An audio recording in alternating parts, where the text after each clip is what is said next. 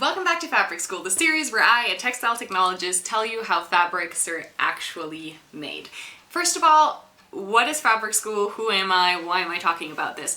Number one, Fabric School is a series that I started on Instagram and TikTok mostly in a short video format to give you random information and insights into the textile industry, into the garment industry, to help you understand some of the stuff that's going on and to help you understand garments and textiles better. I have, in the last couple of weeks, focused more on giving you very, very detailed descriptions on how to make textiles and how to make garments, and I have already talked about how to make yarn and how to make woven fabrics. I have 2 long videos on YouTube already with compilations of the short videos, but for this video I decided to just sit down and just do it in a long format from the beginning. And I hope that that makes it a little bit more cohesive and a little bit easier to follow. Why am I making this video? I am a textile technologist. What I mean by that is I got a bachelor's degree, which was 4.5 years long, in textile technology. I am now in my master's in garment development, and I know a thing or two about sewing and about textiles, and therefore I think it is very valuable information to share with the general public, because I think it is incredibly difficult to figure out what is a good quality or a bad quality garment, especially if you don't know the ins and outs of the industry, which is totally fair. We're not all experts in every field, but I want to try to give you just the amount of information you need to be able to make informed decisions when purchasing new garments for your wardrobe. So in this video, I'm going to be talking all about knitted fabrics. So that means leggings, t-shirts, chunky knits, tulle, any sort of lace. How are they made? What do you look out for when buying them? And what are the differences between all of them? So, number one, first topic, there are 3 different main ways on how to knit fabric. There are 3 different machines. There is a flat bed knitting machine, a circular bed knitting machine, and a warp knitting machine. All 3 of them are used for very different textiles because all of them have different pros and cons, things they're good at, things they can't do or just don't do well or efficiently. I am going to explain all of them to you, and I'm going to start with the flatbed knitting. Flatbed knitting is just the very basic principle of knitting, so I hope that's gonna help kind of start us off. What does the bed refer to? The bed is just the surface that all of your needles are placed on. The needles are there to create stitches. Those stitches form a fabric. Quickly, knitted fabric, what does it actually look like? What does it consist of? I explained for the woven fabric that you have 2 sets of thread, they cross over and under each other, and therefore you create one fabric, one unit. For knitted fabric, you can do that with as little as 1 single thread, and the way it creates a surface is you will have a row of loops, and then you'll have new loops that are kind of created by pulling thread through the old loops, and then they just hold on to the old ones, and then you just keep going with that, and that creates your surface, which is why if you have a thread that tears in your tights, you'll have a run, because those loops don't have anything to hold on to anymore above or below each other. That is the basis of a knitted fabric. Now, if you've ever knitted yourself, you will be knitting with knitting needles. You'll do 1 stitch at a time, and you'll have usually 2 needles that you're really working with. Whereas on a knitting machine, you have a bunch of different needles. They'll have a hook at the top, and then a little thing that is able to just close them up whenever you need to. Flatbed knitting. The bed is where your needles are on. So your bed is flat in itself. It's a little bit angled, but the thing itself is flat. And then you have a bunch of grooves in there, 1 groove for every needle. The needles are placed in there. They can move up and down in it. The other 2 things you're going to need to knit is your yarn and something to push the needles up and down. The yarn is brought with a so-called yarn guide. Imagine this, a needle with a hole at the bottom. That is where the thread is pulled through, so you can position the thread wherever you want to. At the bottom, you have a fixing thing that is called a carriage that is pushed over your needle bed from one side to the other, and in that carriage is a yarn feeder. Imagine that as a little triangle, which is going underneath the needles, and once it hits the needle gets pushed up and then moves down again. That is all you need.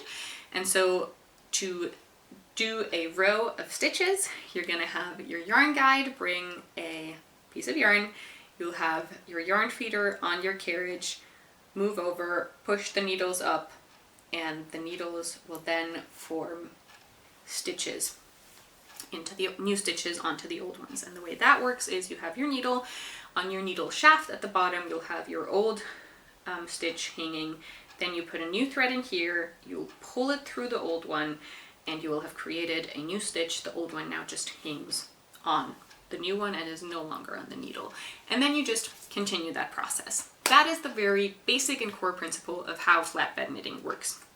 In your carriage, your yarn feeder will go from one side and back again. So one row of stitches, another row of stitches. I said that these 3 different principles are used for different kinds of products. So here are the products that you're going to be using your flatbed knitting machine for. Flatbed knitting machines are used for chunkier knits. So anything that has a structural pattern in it, like this, like braided detail, or this one right here, also just a regular rib knit. Now rib knit fabric is one where you can see very, very clear kind of wide vertical lines. You'll have it on your cuffs and you'll also have it on your neck. All of those are going to be done on a flatbed knitting machine. The other type of fabric that's going to be done on a flatbed knitting machine is if you think about like 80s sweaters that have like a crazy pattern on them and you have a bunch of different colors incorporated on different spots on the sweater. That is also done on a flatbed knitting machine.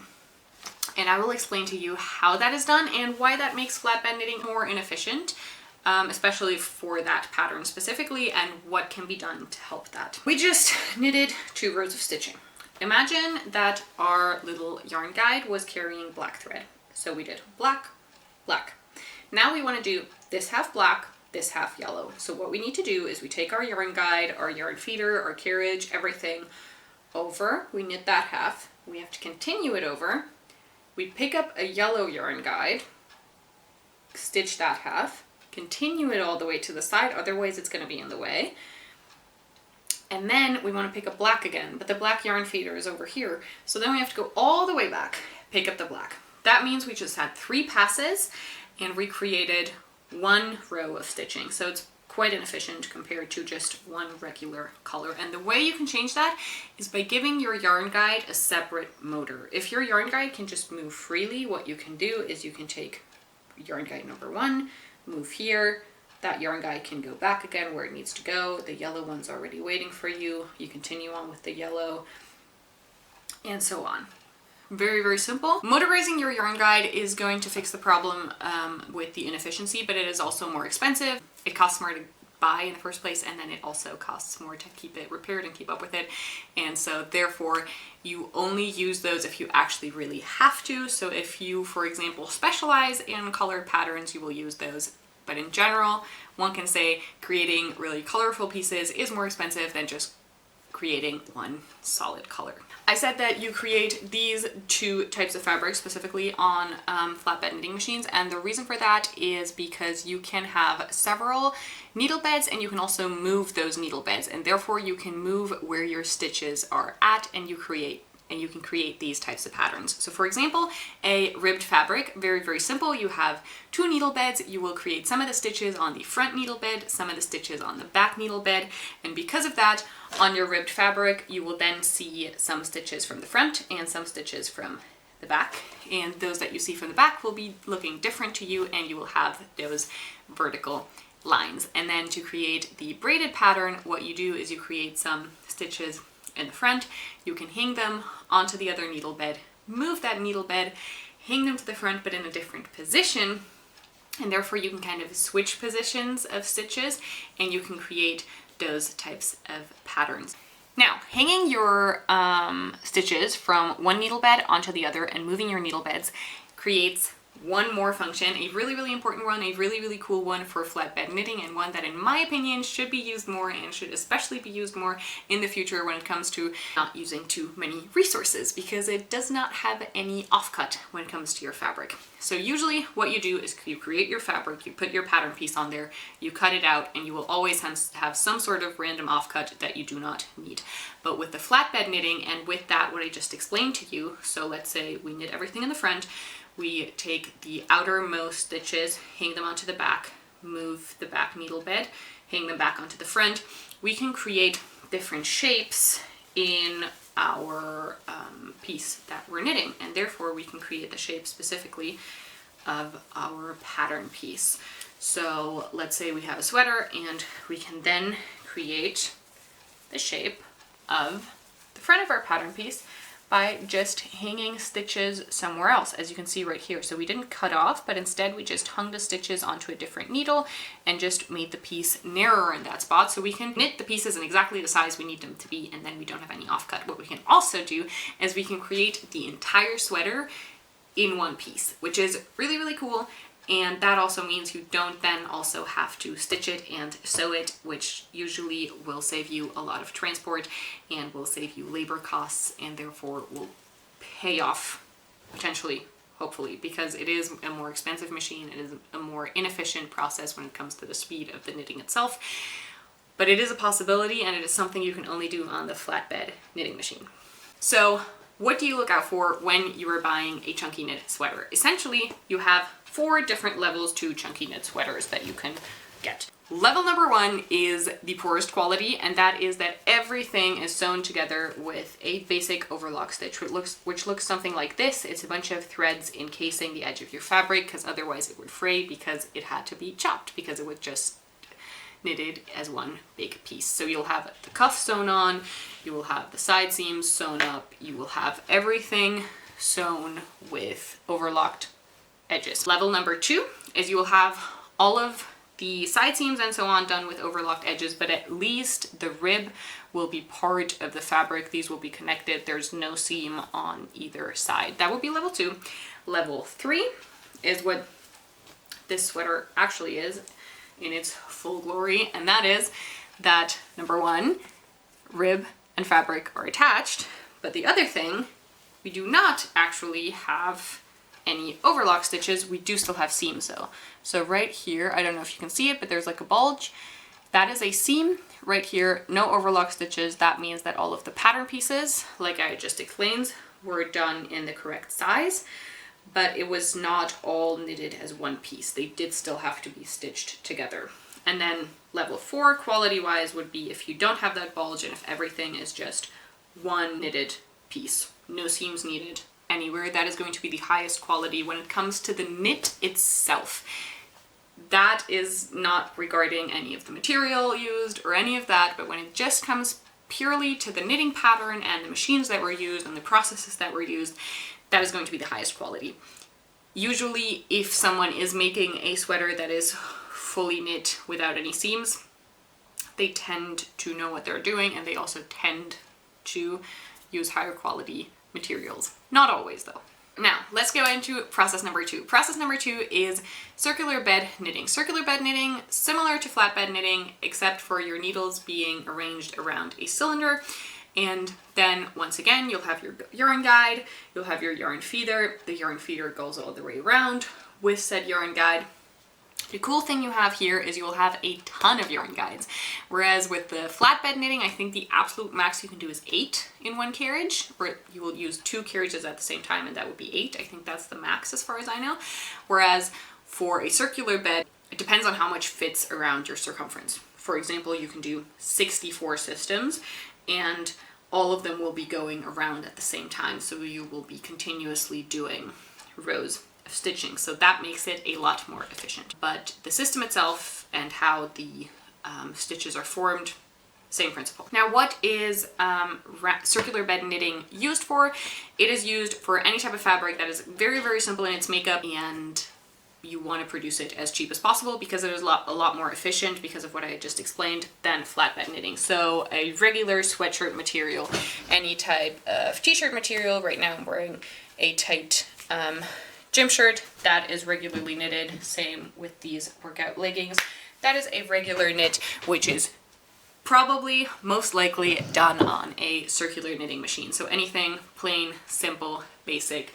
If you have a fitted sheet that is called jersey, anything that's named jersey, that is most of the time made on a flatbed, circular bed knitting machine, sorry. One issue that we have when we want our efficiency to be as high as possible and we want to use as many yarn feeders as possible is the fact that we're going to warp our fabric. Because if you think about it, you have 64 rows of stitches that start here, go around, and then end on top. that means that really everything is kind of at an angle, and the stitches that are supposed to be on top of each other are just kind of slanted. And then if you cut the fabric out straight, however, and sew it like that, at some point in time the fabric will want to get back into its original position, and then what you will have is you will have side seams that kind of start to twist. So your side seam will kind of move, one will move forward and one will move back along your body. That is usually a sign that the fabric was not made particularly well, or just like in the cheapest and quickest manner possible. Another thing that circular knitting is very, very good for, because of those amounts of systems, is horizontal lines. So that is why most t-shirts, when they have lines, have horizontal lines, because horizontal lines are something you can easily achieve with those spirals and with just giving all of your yarn guides different colors. Vertical lines, you cannot knit on a circular knitting machine. This shirt is knitted on a circular bed, and the way they did it is they just turned the fabric around. So the grain line, they turned it by 90 degrees, which means that usually a t-shirt has the most stretch in this direction. This t-shirt stretches lengthwise, which quality-wise isn't particularly good, especially if it's a heavy fabric. It will tend to kind of warp after a while. It's definitely a possibility. This shirt also has the very big issue with like the spinning side seams, as you can see right here. That is very much turned in. So personally, I wouldn't actually recommend this. One other fun thing you can make on a circular knitting machine is t-shirts without a side seam. And the way you do that is you use the size of your cylinder for your circular bed knitting machine, depending on the size of your t-shirt. So let's say you have extra small, small, medium, large, and extra large. You have 5 sizes. You will have 5 different knitting machines, and you will knit the t-shirts of each of those sizes on a different knitting machine. And what you can do then is you can create a t-shirt. Your fabric is knitted as a tube, and that tube will create the body. So therefore, right here, usually there would be a side seam, and there is none, because you can just use the tube in its form, cut out the armhole, the neck, and the shoulder area, so all of that, but you can just leave out that seam.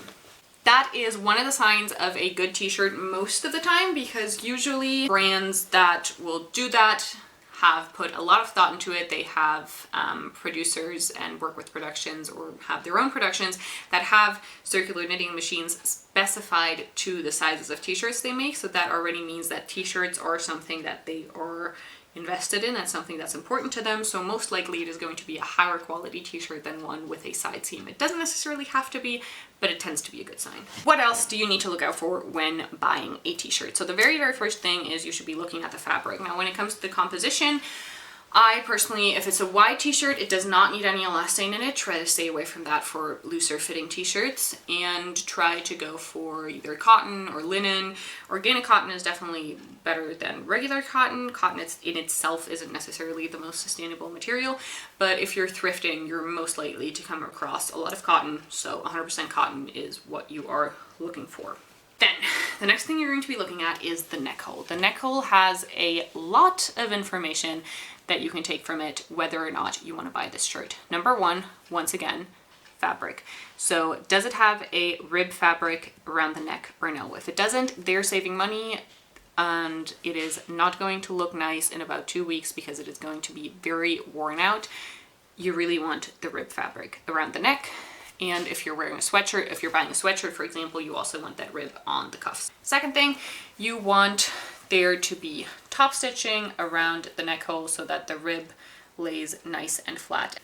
Additionally, to that top stitching, you want a tape to kind of cover up that seam at the back of the neck.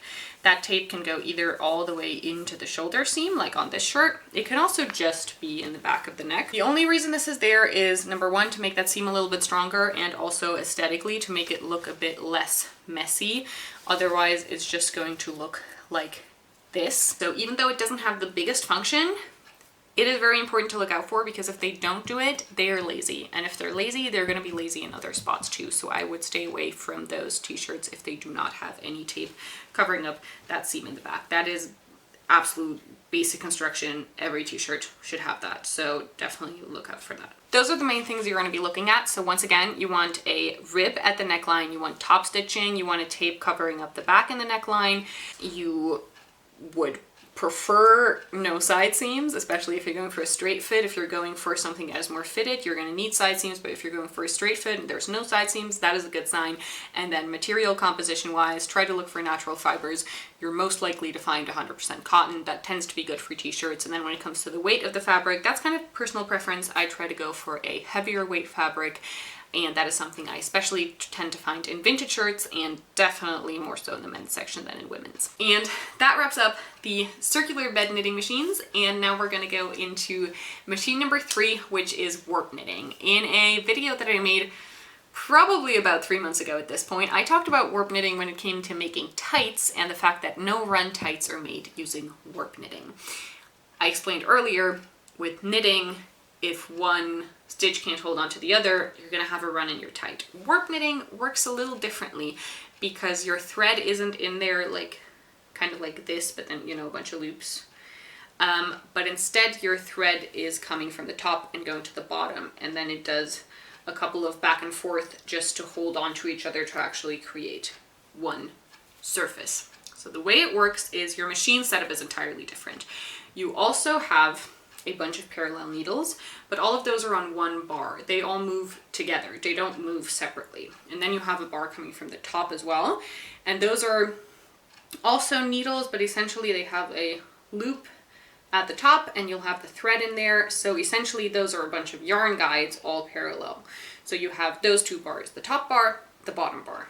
They are, all of those needles on there are the same distance, so they can go in between the in-betweens of the other bar, essentially. So what you will do is the top bar will go around the needles in the bottom bar, loop the thread in, and then the bottom bar can do its thing, move down, create a new stitch the way the needles did earlier as well. That is what's happening. You have tons of threads coming up top because every one of those yarn guides needs a thread. So for every needle you have one thread. And then if you just continued doing this, essentially, what would happen is you would have a couple of just straight bands that have stitches in them, but that's it. They just like hang and none of them are connected. So you need to actually move your top bar a lot further from side to side to make sure that they connect to a point that's further at the side. What fabrics do you make from this? The fabrics you make from this, any type of netting. Like I said, no run tights, but also packaging materials. So very mundane, unattractive piece like packaging for onions, potatoes, all of that is done with warp knitting. You will see here you have like the gaps that are kind of square-ish looking, but then at the same time, another netting would be tulle. So any type of tulle like this right here, and here the gaps are more of a hexagon shape. You can do that as well. You can also do lace with like the floral patterns and all of that. Any of those things can be done on a warp knitting machine. Those tend to be, number one, they're very fast and efficient, and also because you can do nets with them, you can use less material. So imagine this was a knitted fabric, that would be much, much more material used. So therefore you use the warp knitting for any type of mesh, lace, anything that has a bunch of holes in it, essentially. When it comes to what to buy in warp knitting, I don't know enough about it to give you concrete advice as to what is good and what is something you should stray away from, so I'm going to refrain from that. But one overarching thing that I do want to cover at the end of this is elastane.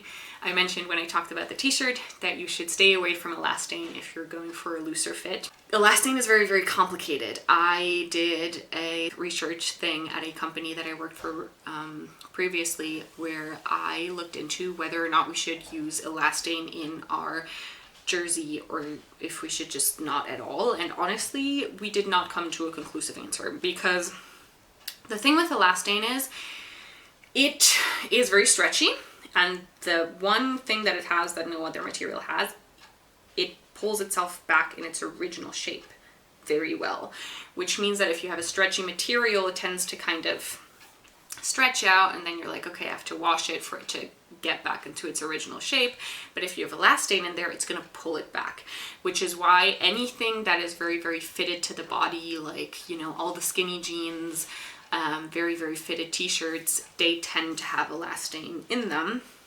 The issue with elastane, two things. Number one, a otherwise 100% cotton shirt suddenly has something else in it, so it can't be recycled, really. So that's a big minus. And then the other one is the elastane tends to be the thing that breaks down first. So for example, with your skinny jeans, you probably noticed, especially around the hip area, the butt area, that there was like weird rippling going on. That is because the elastane was breaking. And that kind of means that your product is made weaker by the elastane because the elastane is the weak spot. However, I think that some products should definitely have elastane in them, like for example skinny jeans, because for me personally, if I'm going to be wearing a pair of leggings, I for example had some cycling shorts, 100% cotton. If I wear those, by the end of the day, they're very loose, I don't like the fit anymore, and I'm gonna wash them. Which means that I wash them after every single use. Usually I would wash cycling shorts after, I don't wear them for cycling, I just wear them every day. I would wash them after 2 uses. So I wash them twice as much as I usually would, and washing is actually the thing that causes your clothes the most damage. It isn't wear, it is washing, because the thing that makes cotton, for example, the most fragile is heat and water and friction. So heat, water, and friction is exactly what you have in a washing machine, so that is what actually breaks down your clothes. And washing your clothes more therefore makes the longevity of their life lower. So it's kind of either the elastane makes the longevity lower, or no elastane and washing it all the time makes it die quicker. So it is very much based on what exact product it is and how you personally would like it to fit and how you are going to handle it, for example, not fitting snug anymore. If you are also going to be like me and be like, I'm gonna wash it, I don't want to wear it loose. Or if you say, I don't mind, I'll just wear it loose for the second day. That is what makes elastane and knitted fabric very, very complicated. So you have to make your own decision on that. But I hope that that little explanation helped you make a more informed decision. And that is all I have to say on the knits. I hope you learned something today. And now you know how jersey is made, how chunky knit sweaters are made, what makes a chunky knit sweater good, what makes it cheaper to produce and therefore lower quality because it has more fragile spots and overlocked seam where the ends of the yarn could pull out of, is definitely not as nice as a nicely finished off seam. So that is my take on knitted fabrics. I hope it helped you guys and hope you have a great week.